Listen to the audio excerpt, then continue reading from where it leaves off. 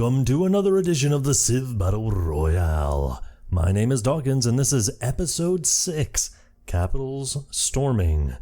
Under the light of burning cities, some civilizations rise and others fall. This part is narrated by Framonti and it starts on turn 150. So without further ado, let's get right into this. A wonderful welcome back to all sub-sailors out there. Here is user Framonti who's speaking. The weather today is beautiful, perfect for staying at home and watching digital pixels fight each other in the second edition of CBRX. So take a big breath, fasten your seatbelts, and get ready for the 6th episode. Will we see the first elimination? How many cities will be burned? How many innocent civilians will be killed? Will your investments pay off? So many questions, and only one way to find out. But first, a contribution from our wonderful community, and today is not a meme. User Soro Setserio gifted us with a picturesque map of the latest city-states, Wales. This civ has been torn apart last episode by the Gauls, and they have formed a government in exile in Ireland. Let's make a visual recap of every event so far, shall we? User Varia makes the job easier for everyone with the tile-accurate map. The USSR border is just so sexy. And user A Redundant Sofa gives us another perspective with their Babylon map. The civs are rushing to fill the last remaining unsettled holes, and now almost all civs share a border with 2 or more neighbors. Last week, the PR team gave Punjab the top spot for the second part in a row. The competition is fierce, but they are setting themselves up for a major role in the CBR. Will they use their advantages? If yes, how? And if no, why? Well, there's only a way to check out, and it's this way, by watching the episode. Good luck.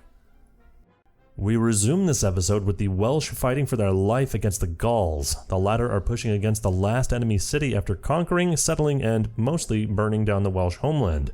However, they're probably still a bit drunk after all that raising and are forgetting to reinforce the expeditionary force with melee units. The Welsh have submitted all of their remaining civil and political power to the last general Encasnuid. He's trying to coordinate his remaining few troops, his life and position on the line. Not an enviable position. The two Sicilies take back Gachkove with a carrack. Thanks to their unique ability, they've automatically upgraded their whole navy after researching compass. This also means they have unlocked the Galleass. Having ranged ships could actually swing the war in favor of the Italian representative. They need all the help they can get, since on the land, Wilhelm II has the upper hand. Last episode, 2 Sicilies and Kosovo also made peace, so the Balkanic Civ keeps his capital after a back-and-forth fight. Don't tell me, the Mississippi finally captures Sokotit? Yep, and immediately burn it down? Most likely. Bring it on. Sigh, it would have been such a nice city to have. Will Sanish, which is deep black, or Newtown suffer the same fate? Vietnam joins again the City-State Club as their capital is taken by the Taiping. They may be able to flip it once or twice, but that's it. Unless they somehow pull a Trung Sisters diplomatic-wise. The Vandals consolidate their position in Spain, bringing more supplies and units from North Africa. Still, it's unlikely they'll be able to push further. Carlos III must use this little breathing window to reinforce his capital, for example, building walls, just a suggestion. Somehow Spain is in the medieval era, and we can spot some pikemen, but has no composite bowmen. Pliny has finished his masterpiece, the list of people less likely to burn down a captured city. From the list, we may confirm our suspect. The Welsh are really masochist arsonists. They are simply too happy after all the blood and flames that destroyed their former cities, and after all the night is dark and full of terrors. If you're wondering why the gap between the first leader and the rest is so wide, it's because Bhutan gains 1 happiness for every owned mountain. Quite fitting for a leader that IRL has advocated for using the Gross National Happiness Index to measure the well-being of its citizens rather than the GDP. A little breathing room after all the previous massacres, just a relaxing view of incontaminated archipelagos, islands, seagulls, tropical forests, damaged ships, and the magic of nature. I'm telling you, Somalia is as cracked as he is jacked. I saw them at a Lidl the other day, buying Monster and adult diapers. I asked them what the diapers were for, and he said they contain my full power so I don't completely shit on these Hejaz kids. Damn. Or maybe not, but they managed to take Al-Baha. Wow. The Baltic War rages on. Germany smartly founds Dortmund and gains control of the whole central area of the sea and contemporarily assaults Malmö. Sweden has Gothenburg surrounded, but forests slow their advance. Kolchak, Parg's leader, takes a history lesson and discovers that the USSR is their natural enemy. Promptly, he summons his ambassadors and tells them to declare war against that red civilization. The advisors try to convince him that he's confusing the USSR and Vietnam, but he quits their doubts with a lapidary sentence: "I'm paid to lead, not to read." On a more serious note, I'm fairly confident Parg has more catapults than all the other civs combined. From the industrious Siberian workshops to the calm and empty South Pacific Ocean and its islands, the contrast is stunning.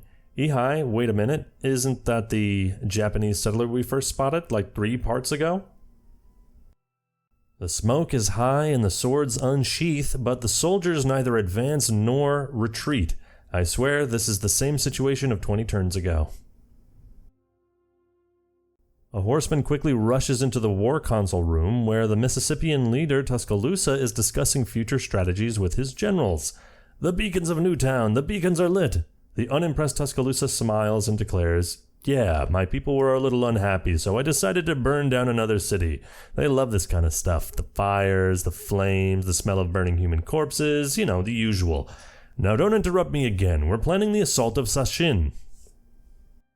Vietnam strikes back and flips their capital, very likely for the last time. It's never a good sign when you have more generals than actual fighting units. Too many cooks in the kitchen. From now on, I'll refer to this war as Battle of the Weeks. Somalia still has warriors and archers. Turns out that giving away for free your second largest city for no reason hurts your chances of success. Who would have thought? Burkina Faso secures Abalesa. They took more time and effort to conquer the enemy city than anticipated, but now the city is part of their empire. I don't see them being able to push effectively against the 2 remaining Tuareg cities, and I feel they should stop now and focus on building more units. This war has left their core quite empty.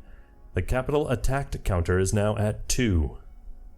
My father measures IQ for a living. I asked him to watch 154 turns of Mississippi gameplay and to provide a rough estimate of the intelligence quotient for the popular American Civ.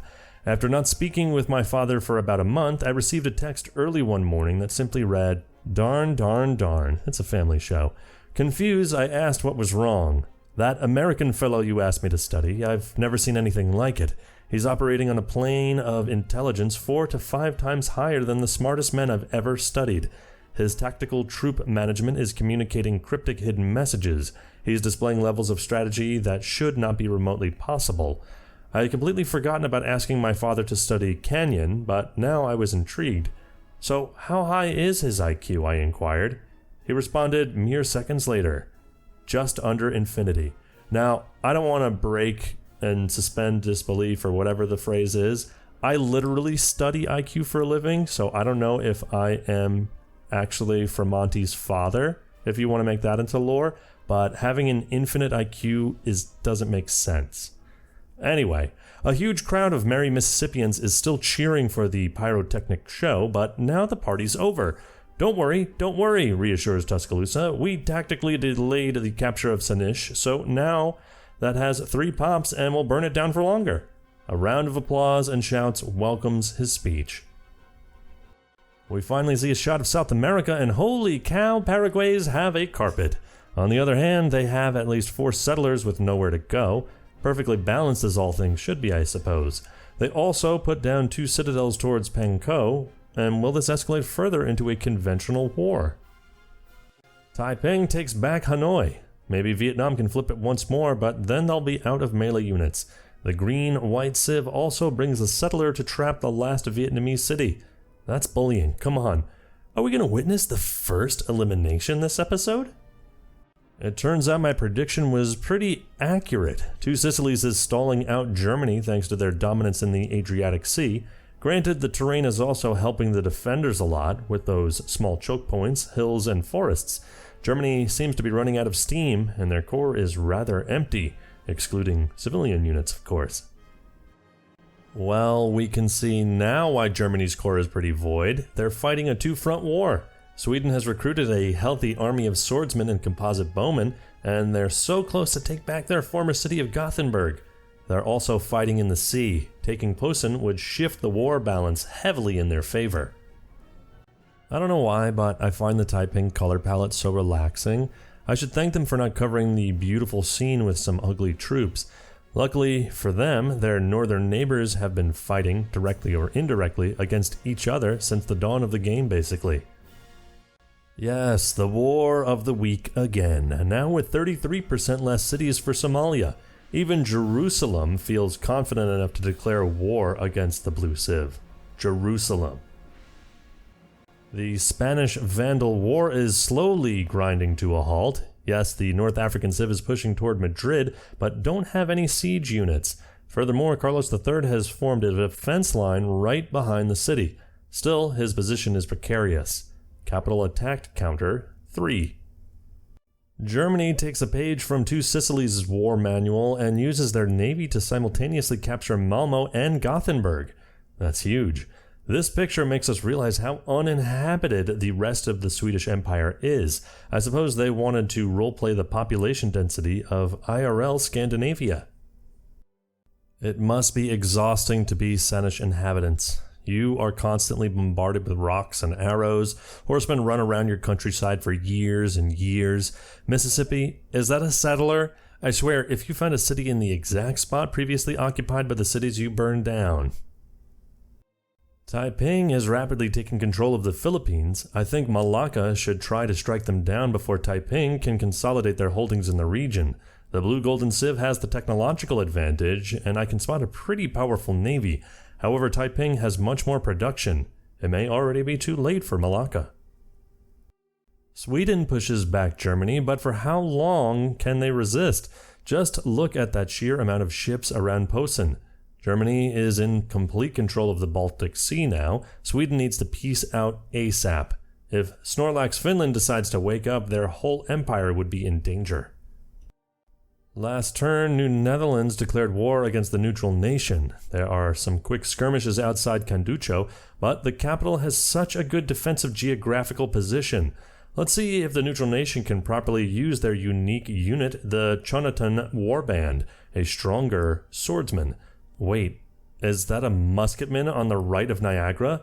The Chonatan can be freely upgraded into musketmen, but only once gunpowder is discovered. Is this a small bug? Let's hope it's inconsequential. Capital is attacked. 4.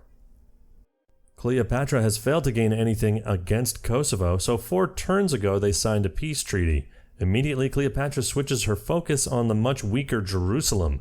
In her motivational speech, she declares that war will last at most 6 days. Her boldness is certainly justified. Jerusalem may be the capital with fewer inhabitants in the whole cylinder. Egyptian troops immediately surround the city. Capital is attacked. 5. Pedro. Nebby, it's been a while. Why don't you take a pause? Nebby. Oh, excellent idea, my friend. I declare a golden age. Abdel Rahman. Hey, I just wanted you to know that you can't just say golden age and expect anything to happen. Nebby. I didn't say it. I declared it. We are offered a nice view of the Laos core, as well as the independent 2-city district controlled by the Dutch India Company. Laos is boxed in by mountains and can't build a navy, so conquering Pontianak is out of the question. They don't really have many expansion opportunities. At one point in the Welsh Council, sources said the last general turned to the elderly chancellor and screamed, some words are censored, "You bleeping need me. You can't win without me." The last general left his troops in the council largely speechless. He dominated the battlefield in every way. The last general's back. We're lucky that the city with the best name in the entire cylinder is a capital and therefore cannot be burned down. like a fishhook, is now surrounded by a coalition of Mississippian and Chinookian troops. Somehow, Sanish is still in 3 affiliated tribes' incompetent hands. At this point, I can't help but believe that Tuscaloosa is just asserting his dominance. How can you otherwise justify the founding of Grand Village near the ruins of Newtown? Capital attack count, 6. "Why didn't you tell me before?" shouted Park's leader Kolchak. "But General, we tried to," stuttered a scared soldier. "Trying is not enough. Make peace with the poor Vietnamese. They suffered enough," cut short Kolchak. Then it whispered to himself. "And now what do I do with all those catapults?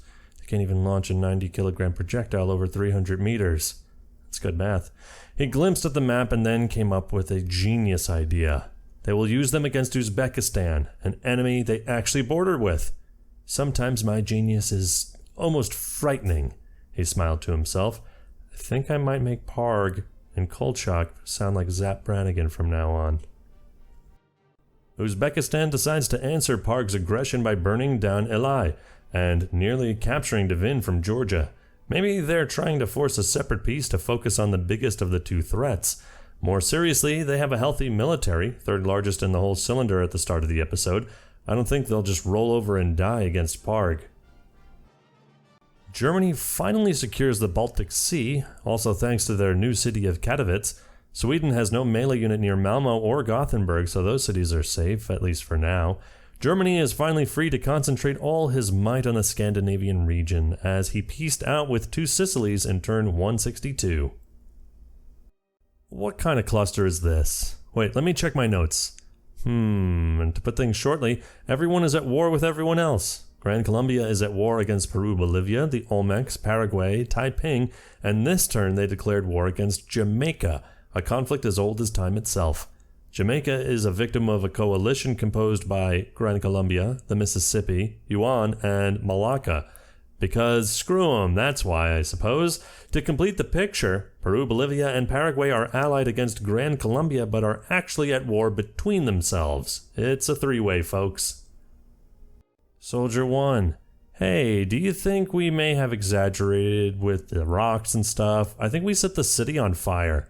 Soldier 2. They deserved it. They're burning down Devin. What kind of barbaric population would destroy Leg Day city itself? Soldier 1. Yeah, you're right. As expected, the choke points make it impossible for New Netherlands to progress further against the enemy capital. However, Maasvalsberg is in the deep red. Maybe that unit really is a bugged-out musketman. Jerusalem still holds. It's very difficult for Cleopatra to advance, but she has way more resources than Baldwin III. Unfortunately, she forgot many turns ago to settle the Suez Canal, and now she cannot bring over her fleet into the Red Sea. 3 affiliated tribes have made peace with Mississippi. They avoided the last place, but gave Nishu and Sanish away in a peace deal. Try to guess what happens next. Yes, exactly. Mississippi now officially owns the Best Arsonist of the Cylinder award, and I think they killed 1 million people combined, if not more, in those stakes. The Welsh are just fangirling out for the Mississippi. They want to get burned. A couple of turns ago, Iceland declared war against Sweden. They quickly surround Helsingborg, bringing the city to red. Germany has founded Essen. Imagine being a citizen of food. At least Germany is playing way more like a Jaeger. The Osaka district has always been rather independent from Nipponic homeland. They now want to prove they deserve their freedom. 5 turns ago they declared war against Yuan, and now they're pushing with many horses against Kaifen. For the second time this part, we see South America. 7 turns ago, war broke out between the Mapuche and Colombo. The Green Civ has sent a naval backdoor squad and manages to take Curarewa. However, their supply lines are overextended and Arotirin is on the verge of collapsing. Mapuche has the opportunity to unify the whole IRL Argentina with this war. This may be a crucial event for the future of this continent. And another one. Rio Grande joins the Panamanian War, and now the Olmecs are fighting a war on 2 fronts. Fighting is happening all over the place, with Jamaica sending a liberation squad against their former city of Spanish Town. Magangue is itself on the verge of collapsing. After a couple of flips, New Netherlands holds Maasvalsberg. The war is a slow meat grinder and nothing more at this point. But Iceland seizes the opportunity and opportunistically strikes Andakrab. Every time we see this conflict, Jerusalem is closer to falling. Their navy is reduced to 4 boats, and a single horseman is defending the city gates against endless waves of Egyptian soldiers. And Kurarewa falls, with Aratarin shortly to follow. The Mapuche have played this war well, and now can enjoy 2 precious coastal cities. Oh, so precious. Paraguay is still rather scary with their big land army, so they need to catch up a bit. We can finally see the full scale of the Rio Grande Olmecs conflict. Rio Grande is going straight for the jugular and tries to assault Coatzacoalcos. They have enough soldiers to do some serious damage. The Olmecs are in a very dangerous position now. Capital attack count, 7. Little quiz, did you know that Punjab and Parg have been at war since turn 160? No? Well, don't worry, me neither. This war has been eventless up until now. I suspect that Punjab has only recently signed on board a deal with Uzbekistan, and now they can assault Ashgabat. Soldier 2. See? I told you not to worry, our practice target is still here. Soldier 1. Need more experience for us, but are you sure this will help us advance? Advance? Iceland takes Kiatoa with a naval assault, but the neutral nation respond by taking Quinaktuakata to yellow. The neutral nation would definitely gain from this trade. Four Bears has actually never signed a peace deal with Chinook, but mountains make moving units around a headache. Still, the TAT must repel the enemy assault with only 5 units. The first elimination is still possible in this episode. Don't let the Vandals in South America slide distract you from the Marajoara-Kalimbo War. The front of this conflict is very wide, albeit the jungle movements are very slow. The Palmares advance is stronger on land, but the Marajoara Navy is more technologically advanced. They also have their unique unit, the Snake Canoe, a galleass with bombardment 1. It's perfect for defending these coastal cities. Remember when I said the Mapuche were playing the war well and that they were going to unite Argentina? Well, should we be surprised when they set Aratarin ablaze? I suppose not, but still, removing the green blob from their coast will definitely benefit them in the long run. It's happening! Malacca and Taiping are at war. Malacca has lost some time and now their green enemies are in a much more fortified position, but they still hold the scientific advantage. Very difficult to make any predictions, especially considering how infamously bad the AI is when it comes to naval battles. Sweden and Germany are now at peace. Sweden suddenly remembers that they have been technically at war against the Teutonic Order since turn 11. Therefore, they decide to boost their morale by attacking them. Funnily enough, it's likely they won't gain anything. It's very difficult to maneuver troops in such a small area. Capital attack count 8. On another note, is the Finnish government polluting Helsinki's water with aphrodisiacs? The city has 28 population. I can't be sure, but it's probably the biggest city in the cylinder right now. Oh boys, Wilhelm II is a bloodlusty dude. He just finished a war and immediately starts another one, and not against some small fish. He's going against his direct competitor. He absolutely wants European mainland dominance. Honestly, his army is smaller and a bit far from the fight, but it deploys trebuchets, so that's something. Cleopatra is starting to feel uneasy. Her fast victory is going on without an end. Yes, Jerusalem is still in the red, but it's been in this state for the last 6 turns. Just a few minor setbacks, she declares, before quickly changing the topic of conversation. Marajoara pushes by sea and Quilombo responds by land. They even bring a settler to the front lines. I don't think it will help, but their goals are obviously beyond my understanding. We finally get a shot of southern Africa, and it's clear why we didn't see anything before. This part of the cylinder is so uneventful, you would think it's South America in the other parts. Yes, 5 turns ago Zaire declared war on Namibia, but the front has been stationary ever since. The last part of the cylinder not yet colonized is starting to fill up with cities and ships of many different colors. Malacca has a lot of galleass and can therefore safely attack enemy troops and cities without retaliation. They're also very close to killing multiple settlers before they can become cities, keeping the different parts of Taiping colonies separated. Every time we see the Panamanian War, it becomes more and more chaotic. New Netherlands joins the coalition against the Olmecs and uses his ships to ram down Portmore. With no reinforcements in sight, the city is doomed to fall. Meanwhile, Managua is in the red. Will it fall? If yes, will Jamaica snipe it with that trireme? On the land, Gran Colombia tries to push Montego Bay, but the city walls are still intact. Not only Park is failing to make any progress against Uzbekistan, but they're also going to lose Barenzniki. Just a daily reminder that a catapult and a swordsman cost the same amount of production.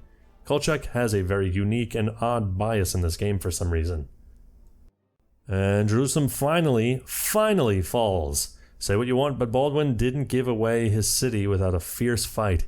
He has moved his government facilities to Aleppo, but he himself refuses to move from the hills surrounding his former city. He decides to disguise himself as a settler to continue the military operations. The Deutsch-Gallic War explodes in all of its intensity. Wilhelm governs the most productive people of the whole cylinder. He orders all forges, mills, dockyards, workshops, arsenals, armories, all of them to forge swords, mold spades, construct ships, and create siege weapons. His empire is crossed by an industrial and military fervor. First goal, Cenabum, attacked both by land and sea. The Gauls are rushing to defend the city, as well as pushing towards their former city of Vienna. Unfortunately, the endless stream of rivers is slowing their advance. On a completely unrelated note, the minimap has changed its centering, and now it doesn't break in half at the Americas. Malacca coordinates a good offensive against the Philippine city of Luzon and brings down the city to yellow. Unfortunately, the settlers are still there. Founding a new city could break the Malacca offensive. AIs usually struggle against multiple targets as they usually split their forces and lose their momentum. And Jerusalem takes back the holy city. Cleopatra is beside herself, charioting around downtown Jerusalem, begging, through papyrus, Baldwin's family for address of his home. She was so sure that the city was hers that she ordered her troops to attack Tripoli, but now she suddenly needs to readjust her plans.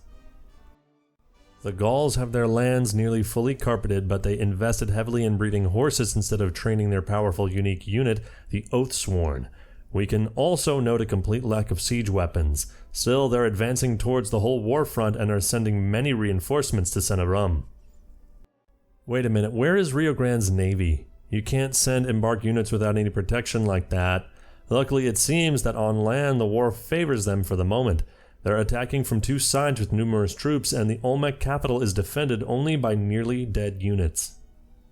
Attacks 1 through 5 clearly missed. Attacks 6 through 9 missed due to jungle and bad road control.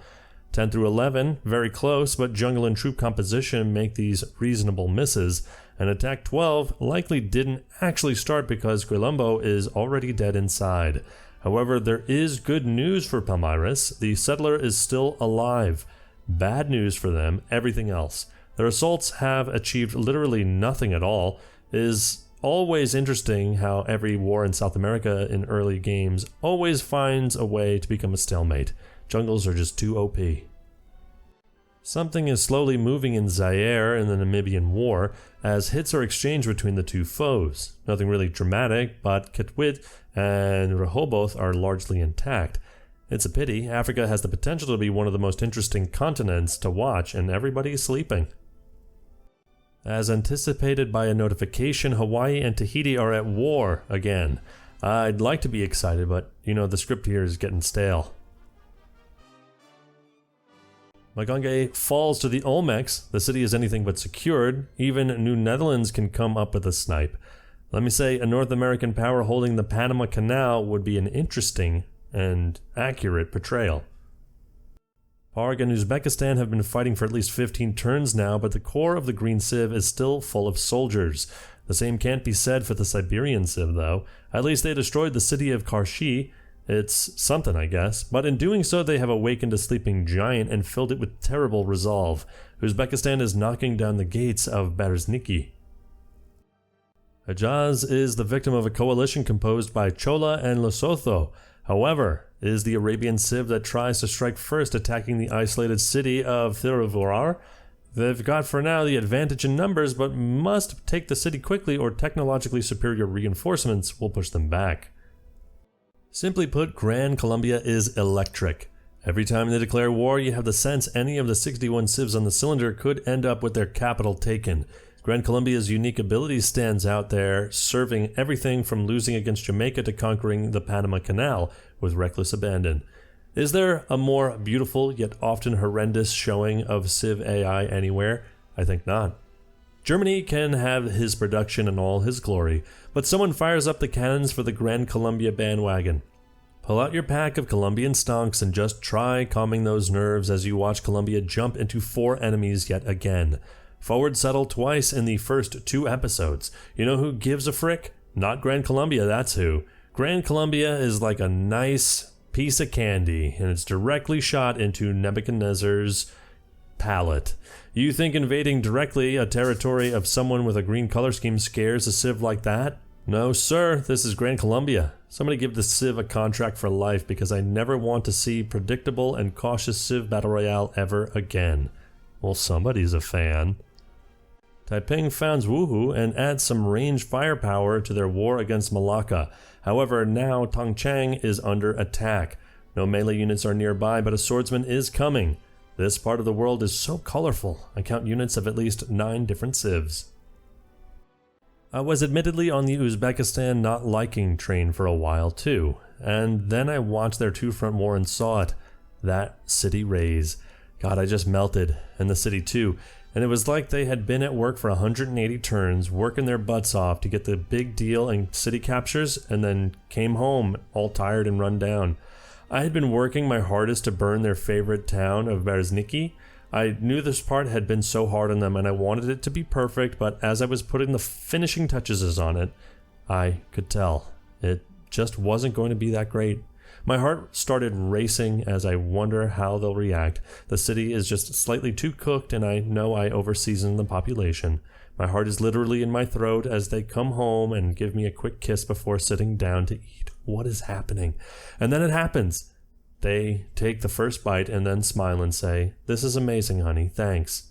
We both know that it's not good as it could be, but he still gives me that smile and wolfs it down like it's the best thing he's ever had.